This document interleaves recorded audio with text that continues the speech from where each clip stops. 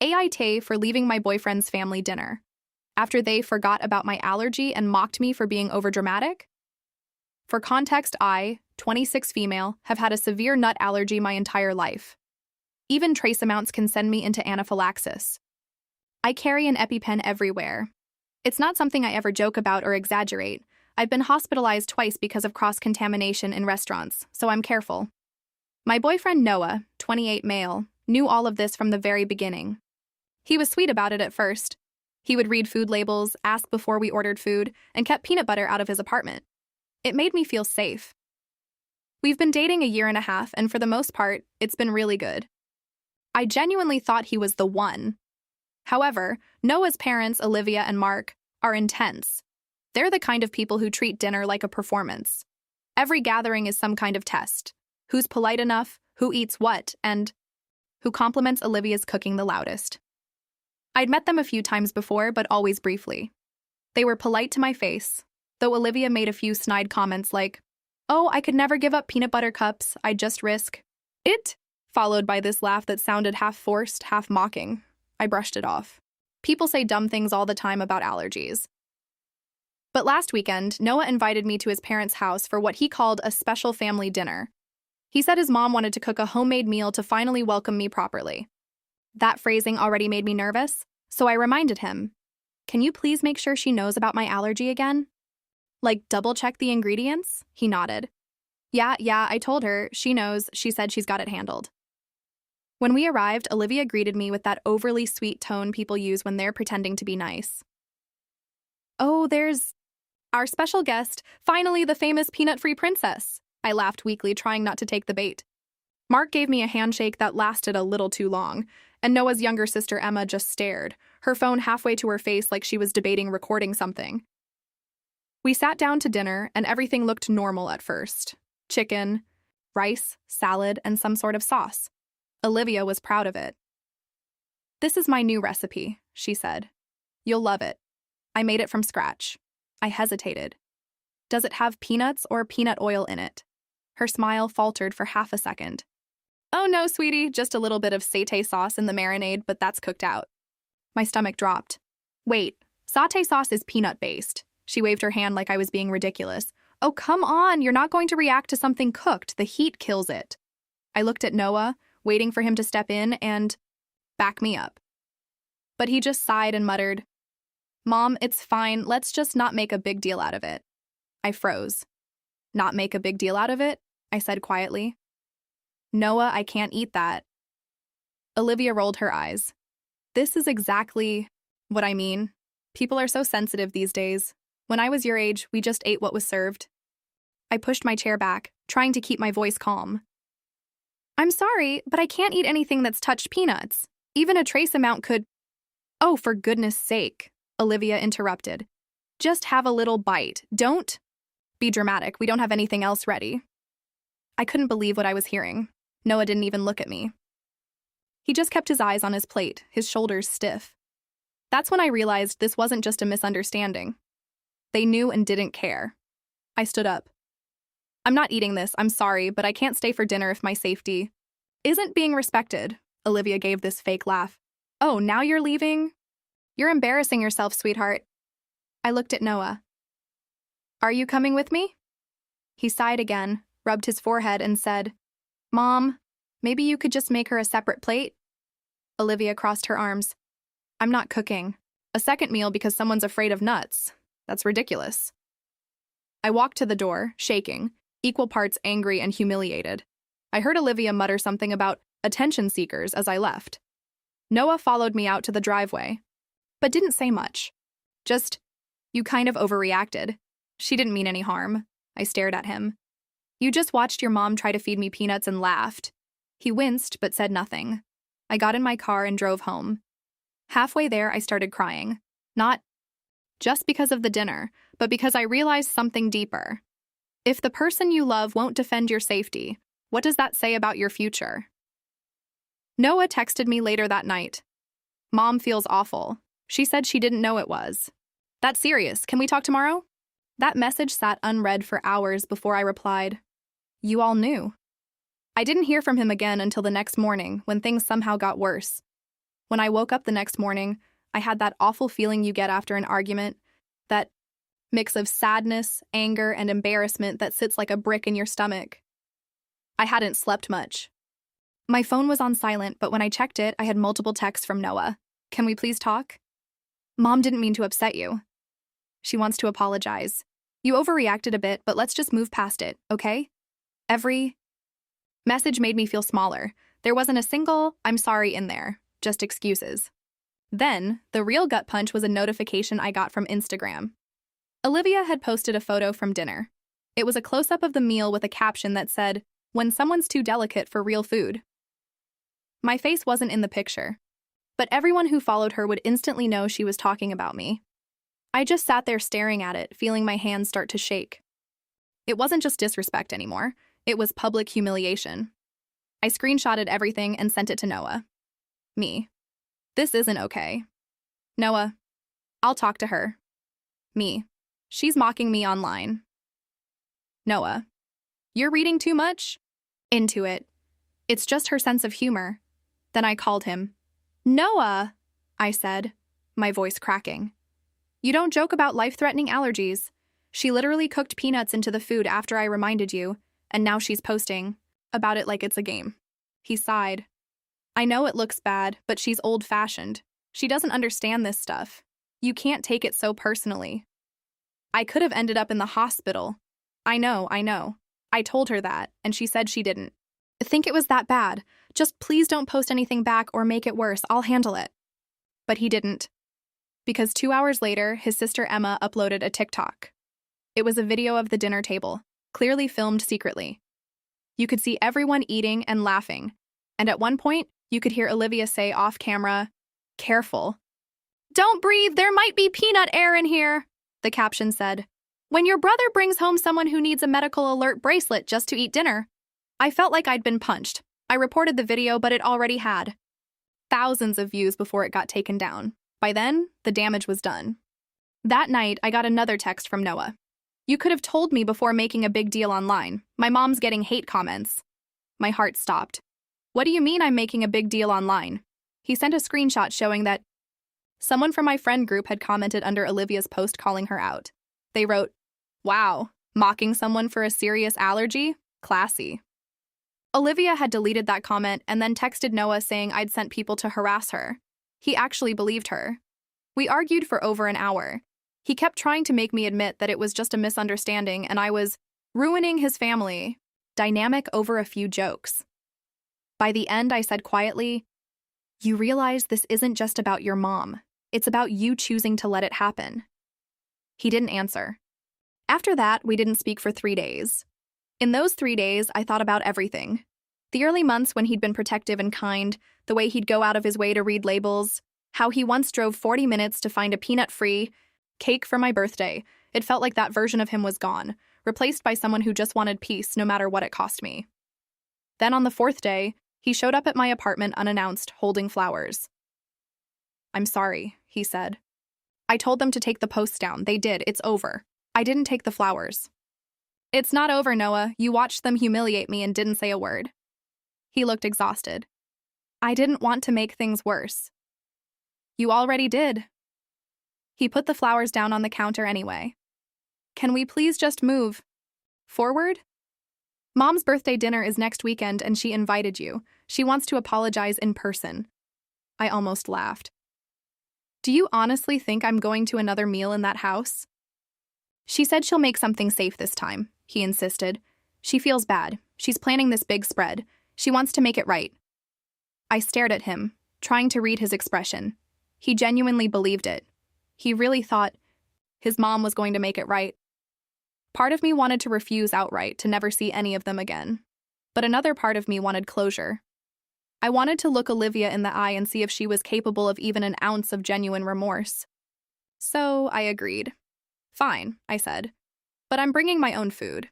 And if she so much as mentions peanuts, I'm leaving." He nodded. "That's fair." By the time the next Saturday rolled around, I was a mess of nerves. Part of me hoped Olivia would actually be remorseful. But another part of me, the more realistic part, knew exactly what kind of woman she was. Still, I agreed to go. Against My better judgment. I brought my own food, a simple meal in a glass container, just chicken and vegetables that I'd cooked myself. I didn't trust anyone else with it. I even texted Noah before leaving. Reminder, I'll only eat what I bring. I'm not touching anything she makes, he replied with a thumbs up emoji. That should have been my first clue that things weren't going to go well. When I arrived, Olivia greeted me at the door with a wide, performative smile. There she is, our brave girl. We're all peanut-free tonight, promise. Her tone was syrupy sweet, the kind of tone that makes you instinctively want to check for knives in the kitchen. Mark was setting the table, Emma was on her phone as usual, and Noah gave me a strained smile. It's going to be fine, he whispered. I wasn't so sure. Olivia proudly showed me around her kitchen like it was some kind of exhibit. See? I scrubbed everything. I wiped all the counters, new oil, new cutting boards. I even threw out my old peanut butter jar. Can you believe it? I nodded carefully. Thank you for the effort. I appreciate that. She clapped her hands. Now, sit down and relax. Dinner's almost ready. As I sat at the table, I noticed Emma was recording something on her phone again, angling it toward me every few seconds. Are you filming me? I asked. She snorted. No, just making a TikTok. I turned to Noah. Can you please ask her to stop recording while I'm here? He hesitated, then muttered, Emma, knock it off. She rolled her eyes but lowered her phone for maybe 10 seconds. Then Olivia brought out the dishes, a huge casserole, a salad, and what looked like rolls brushed with butter. Everything smelled good, I won't lie. I brought my own food, I reminded them gently, just to be safe. Olivia put a hand to her chest like I'd just insulted her. Oh, sweetie, you don't trust me? It's not about trust, I said calmly. It's just safety. Emma laughed under her breath. Paranoid much? That's when Olivia made her move.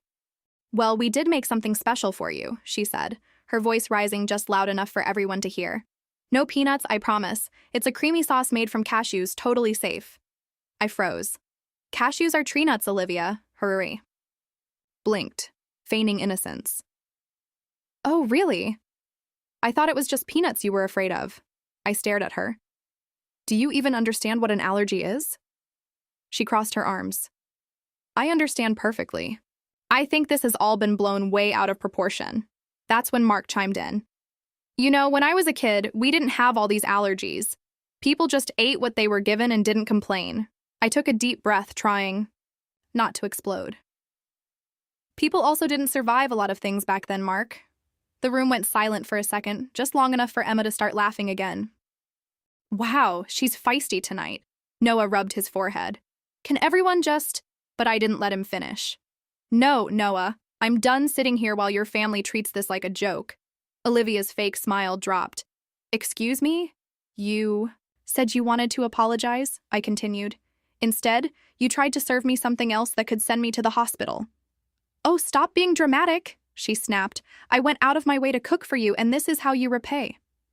Me? Cook for me? I repeated. You tried to test me, she scoffed. Oh, please, you can't prove anything. That's when I realized Emma's phone was still recording, still angled right at me. I looked straight into the lens. You know what? You're right. I can't prove anything. But I can tell my side of the story.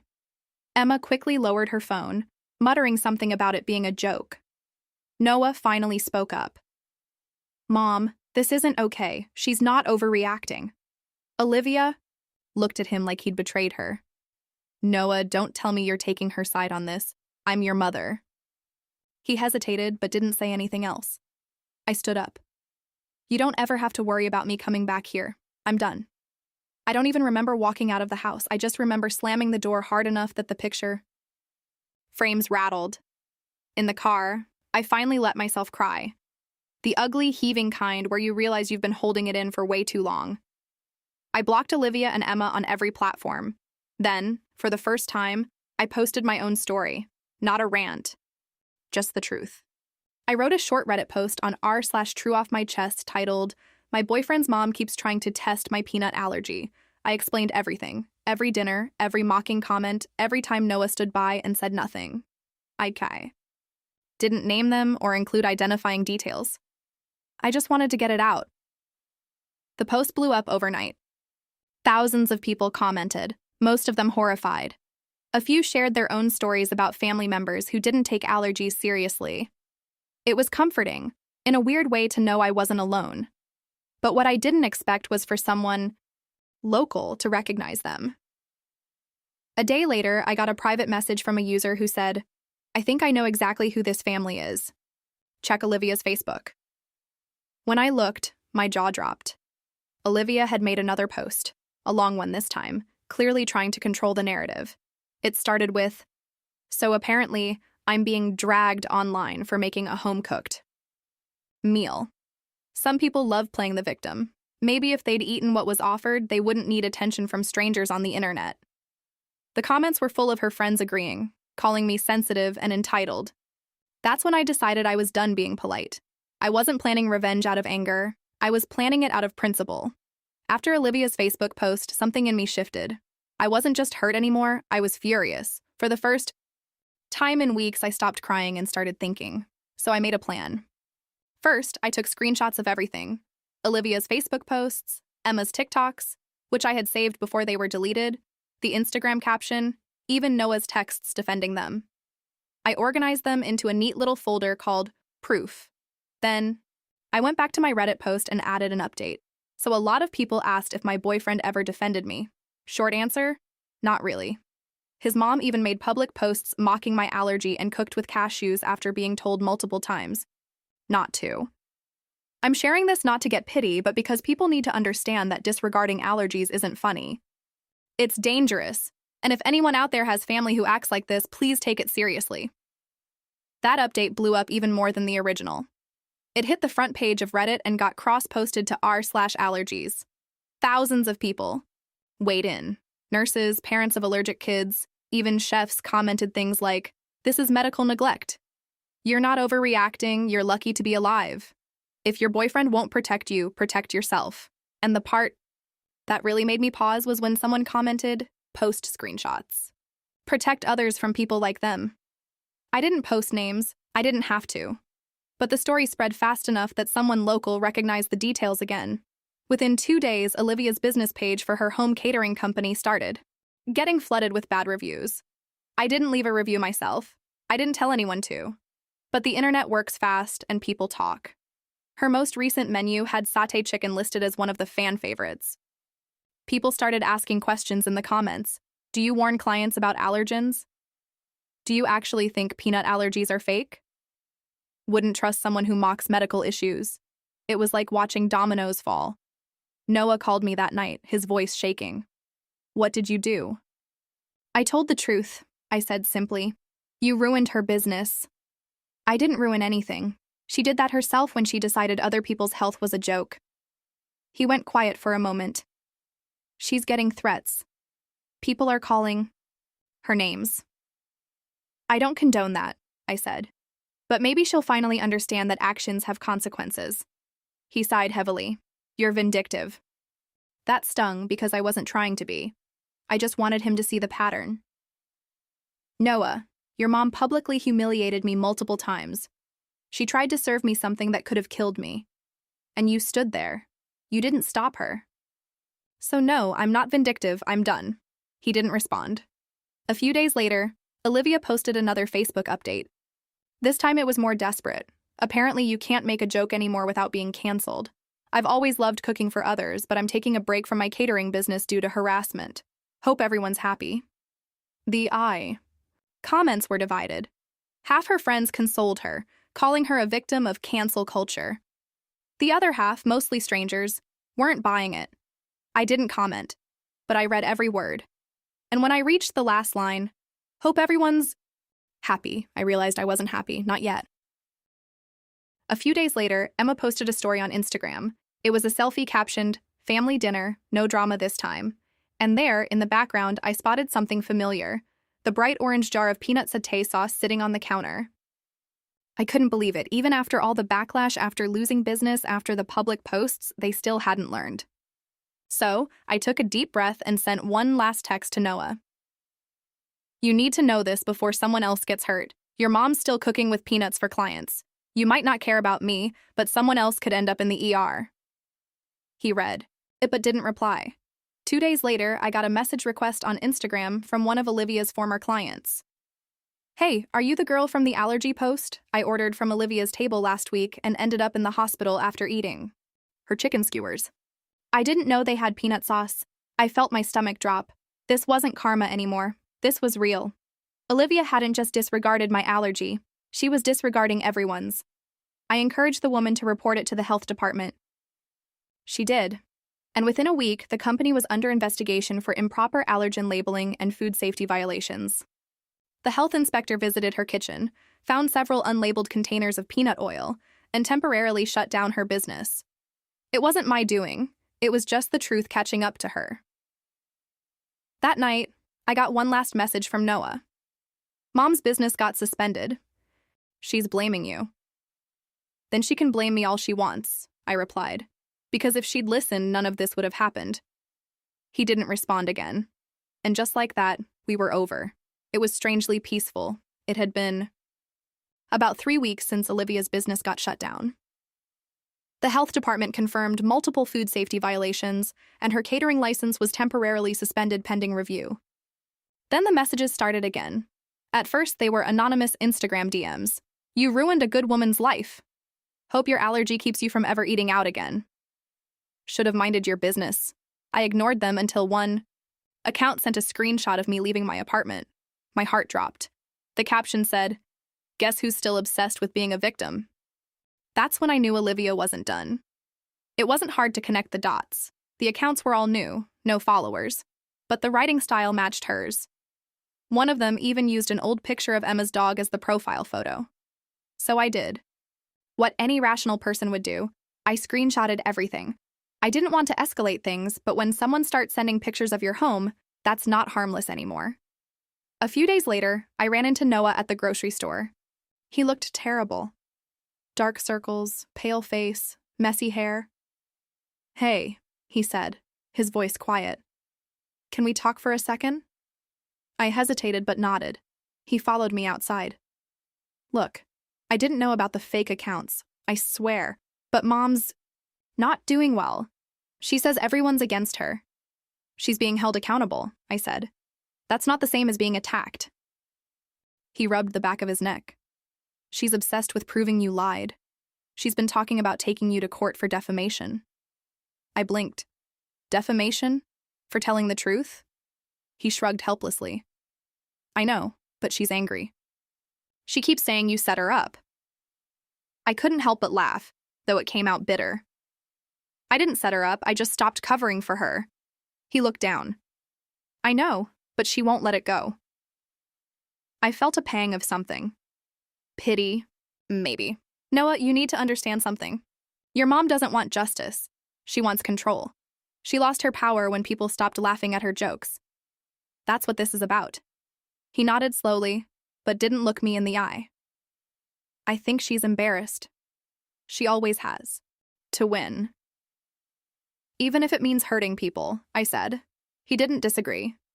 That was the last time I saw him. A week later, Olivia finally made her move. I woke up one morning to my phone buzzing nonstop with notifications. My name was trending on a small-town Facebook group. Olivia had written a public post accusing me of fabricating my allergy to ruin her reputation. She claimed I'd lied to authorities, faked screenshots, and turned her son against his family. She even uploaded cropped versions of old texts between me and Noah, edited to make it look like I was planning to destroy her business. The comments were a mix of support and outrage. Half the people called her delusional. The other half, her loyal clients and friends, believed every word. For a moment, I considered ignoring it, but then I remembered what happened the last time I stayed silent. She'd taken my silence as permission. So I decided to respond, but not online. I filed a police report for harassment and stalking, attaching every screenshot of the fake accounts, the messages, and the Facebook post. I explained that this wasn't just online drama. It was targeted harassment from someone who had repeatedly endangered me. The officer who took my report was calm and professional. "You did the right thing," he said. "We've had complaints about her catering business before, so this fits a pattern." That night, I got an email from a local journalist. Apparently, word about the health department's investigation had reached the news. They wanted to include the victim's perspective. I hesitated. I didn't want to turn my life into a headline, but I wanted closure. I wanted to speak once, clearly and calmly, without Olivia twisting it. So I agreed to an interview, on the condition that they wouldn't use my full name. The article came out a week later. It wasn't dramatic or cruel, it was factual. It detailed how Olivia ignored allergy warnings, how another woman ended up hospitalized, and how she'd mocked safety protocols online. The story blew up locally. Within days, Olivia's name was everywhere. Her catering license wasn't just suspended anymore, it was revoked. Her social media accounts went private, and Emma deleted all her videos. Then, the part I hadn't expected, Noah emailed me. I know you probably don't want to hear from me, but I read the article. I didn't realize how bad it had gotten. I should have defended you. I'm sorry. It wasn't much, but it was something. I never replied. There was nothing left to say. One afternoon, weeks later, while scrolling through local news, I saw a short update. Former caterer fined $10,000 for violating health codes and failure to disclose allergens. The business has permanently closed.